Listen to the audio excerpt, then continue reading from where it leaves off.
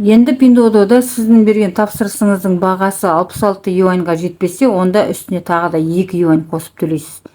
Егер сіз бірнеше тауарға заказ беретін болсаңыз, онда корзинаға барлық тауарыңызды жинақтап алып, 66 юаньға жеткізіп, бірден бір рет төлем жасауыңызға болады. Бұл кезде сізден 2 юань қосылмайды, тек қана комиссия бұрынғыша 3% алынады. Енді бұны қалай істеу керек? Видеоны соңына дейін қараңыз. Кіреміз. Кіргеннен кейін өзіңізге қажет тауарларды, яғни 66 юаньнан төмен болатын болса, корзинаға жинай аласыз. Мысалы, мына тауар. Кіреміз. Корзинаға жинау үшін астындағы жүректі басамыз. Міне осы жерге жүректі басып қоямыз, шығамыз. Тағы да өзіңізге ұнаған тауарлардың барлығын осылай таңдайсыз. Мысалы, мына толстовканы әзірге размерін таңдамай, тек қана осылай корзинаға жинап аласыз. Мына толстовканы қарайық, мына. Жүрек басамын. Одан кейін мына чехолды алайық. Бұған да жүрек басып қоямын.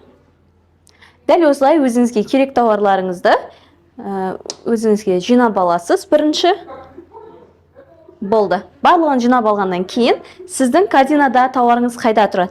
Міне жеке кабинетке кіресіз. Сол кезде жүрекшесі бар сөмке, осыны басасыз.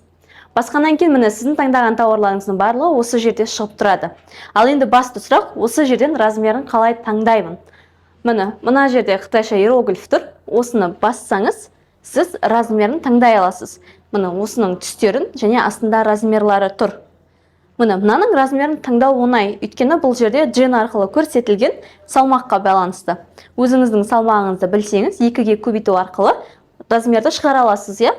Мысалы, маған мына қара түсінен және де 100 джен деген қажет. Мына МК размерін таңдаймын, қызыл батырманы басамын. Екінші, мына свитшот толстовканың размерін қалай таңдаймыз? Мына қытайша иероглифті басамын. Басқаннан кейін міне бізде бұл жерде размер көрсетілмеген, тек қана L, M деп размерлар көрсетіліп тұр. X-ті басамыз, міне осы магазиннің ішіне кіреміз. Міне инс деп тұр ғой, қара жазумен. Осының үстін басамын. Басқаннан кейін сізді жаңағы магазинге алып келеді. Астына түсіп, характеристикасын оқып, міне осы жердегі S дегеніміз қандай өлшем бірліктері бар екен, мысалы міне 56-58 деген осы жерден өзіңізге қажет размерді өзіңізді өлшеу арқылы таңдайсыз. Мысалы маған МК келеді. МК-ны таңдау үшін міне қазір бәрінен шығып кетем былай. Міне осы жерде мына қытайша иероглифті басамын.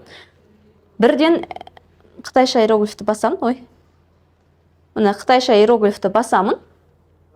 Басқаннан кейін міне М-ді таңдаймын, ары қарай қызыл батырманы басамын. Дәл осылай басқа тауарларыңызды түсін таңдамаппын, міне түсін таңдаймыз. Одан кейін дәл осылай ары қарай тауарларыңыздың барлығын таңдайсыз. Міне тез-тез таңдай салайын мен. Дәл өзіңізге керек размерді таңдайсыз. 10 юань жоқ екен. Так, алкасы керек. Одан кейін енді сатып алған кезде мына астында сіздің жалпы тауарыңыздың сомасы көрсетеді. 100 юань болды. Сатып алу батырмасын басамын. Басқаннан кейін мына жерден тағы да бір тексеріп аласыздар. Мына қара безрукавканың МК размерін алып жатырмын. Міне бағасы көрсетілген. Қара толстовканың МК размері, ал мына толстовканың XL размері. Дәл осылай барлық тауарыңызды қарап аласыз. Одан кейін сатып алу батырмасын басасыз, міне қызыл батырманы. Басқаннан кейін, міне сіздерде 100 юаньға 3 юань комиссия ұстаған. Яғни, мысалы қараңыз, мына жерде біз қанша тауарды алып жатырмыз. Так, бір тауар, 2 тауар, 3 тауар, 4 тауар. 4 тауарға біз егер корзинаға жинап бірігіп сатып алатын болсақ, жалпы сомасын 3 юань ғана комиссияға құртасыз.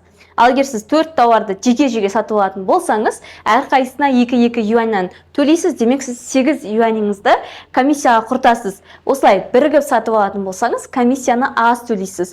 Ары қарай өзіңіздің 6 таңбалы кодыңызды жазып сатып ала бересіздер.